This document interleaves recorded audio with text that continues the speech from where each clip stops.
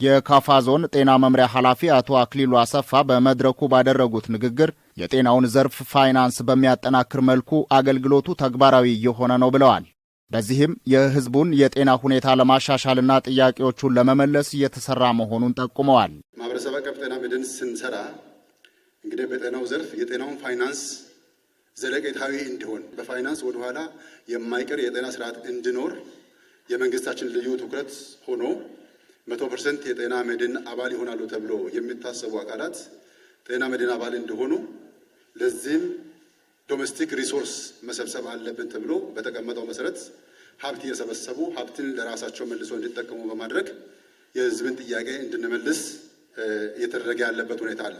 በ2016 በጀት ዓመት የአገልግሎቱ ተጠቃሚዎች ቁጥር ከጠቅላላው የዞኑ ህዝብ ቁጥር 51 በመቶ እንደነበር አስታውሰው አሁን ላይ ከ75 በመቶ በላይ መድረሱን አስታውቀዋል። በ2016 ከነበረው 51% የጤና መድን ሽፋን በ2017 75.61% አባል ወይም 161579 አባል ማፍራት ተችሎ ዓመቱን ያሳለፍንበት ዓመት ነው። በዚህም አዲስ አባል ማፍራት ወደ 56.6% አካባቢ ከበር አድርገናል።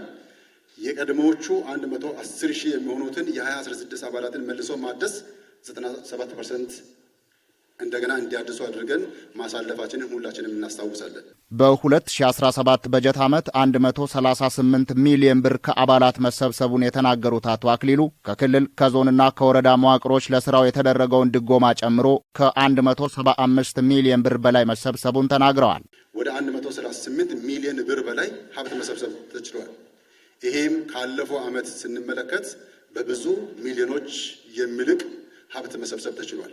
ከተለያዩ አካላት የተገኘ ድጎማ ከዞን መንግስት 12 ሚሊዮን፣ ከክልል መንግስት 11 ሚሊዮን፣ ከወረዳ መንግስት ከተለያዩ ወረዳዎች የተወጣጣ ወደ 9.7 ሚሊዮን ተሰብስቦ በአጠቃላይ ከ175 ሚሊዮን ብር በላይ ሀብት ተሰብስቦ በአንድ ቋት ብቻ እንዲተዳደር ተደርጓል። ባለፈው ዓመት ያልተሳኩ ተግባራትን ዘንድሮ በማሻሻል እንደሚሰራ ተመላክቷል። የካፋ ዞን ዋና አስተዳዳሪ አቶ እንዳሻው ከበደ እንደገለጹት ባለፉት ጊዜያት የተስተዋሉ የመድኃኒት እጥረት ችግሮች ቀንሰዋል። በቀበሌ ደረጃ የሚሰበሰቡ የአገልግሎቱ ገንዘቦች በተያዘላቸው ጊዜ ገቢ ሊደረጉ ይገባል ብለው በተለያየ መዋቅር ኃላፊነት የተሰጣቸው አካላት ኃላፊነታቸውን በአግባቡ እንዲወጡ መልእክት አስተላልፈዋል። ከእያንዳንዱ መምጣት ያለበት ቁጥር በእድሳትም በአዳዲስ አባል ማፍራትን ማጠናቀቅ የሚቻልበት ሁኔታ ግብ ተደርጎ መስጠት መቻል አለበት። ታች ላለው አመራር፣ ታች ላለው ባለሙያ።